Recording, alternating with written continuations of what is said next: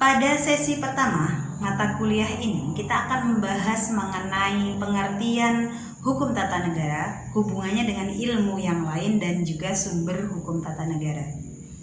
Mahasiswa mata kuliah hukum tata negara, ada banyak sekali definisi dan pengertian yang diberikan oleh para ahli hukum.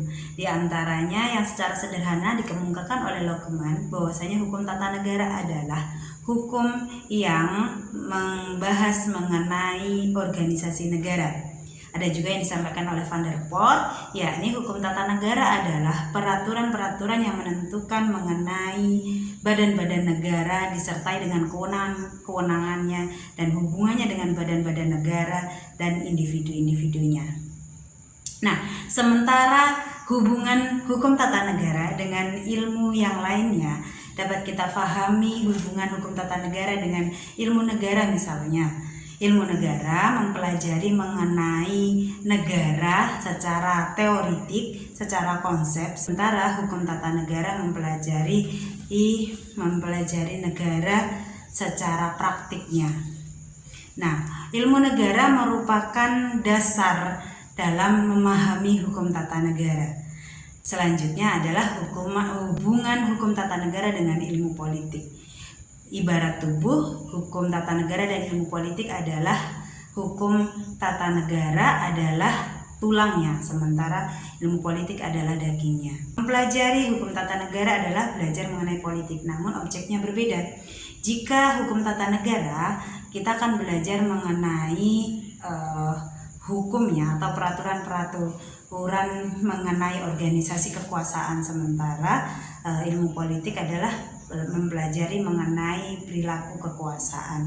Tetapi yang tidak dapat kita lepaskan adalah semua produk hukum merupakan produk politik karena dihasilkan oleh lembaga politik. Selanjutnya, hubungan hukum tata negara dengan hukum administrasi negara. Kita mengenal teori residu yang disampaikan oleh Van Vollenhoven, yakni teori sisa. Bahwasanya hukum administrasi negara adalah sisa dari lapangan hukum setelah dikurangi hukum tata negara, hukum perdata material dan juga hukum pidana material.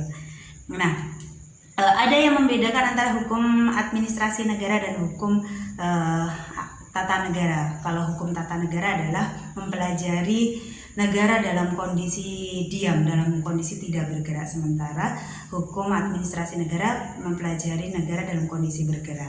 Artinya apa? Hukum tata negara mempelajari tentang kewenangan-kewenangan, namun tidak mempelajari bagaimana kewenangan tersebut dijalankan. Nah, kewenangan tersebut dijalankan adalah objek dari hukum administrasi negara yang mempelajari mengenai bagaimana kewenangan-kewenangan tersebut dijalankan oleh aparatur pemerintahan dalam menjalankan fungsi pemerintahan.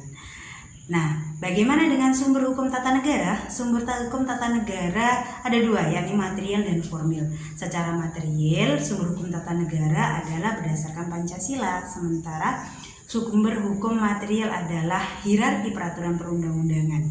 Teman-teman bisa melihat hierarki peraturan perundang-undangan yang saat ini berlaku sesuai dengan Undang-Undang Nomor berapa. Terima kasih, selamat belajar, semoga sukses.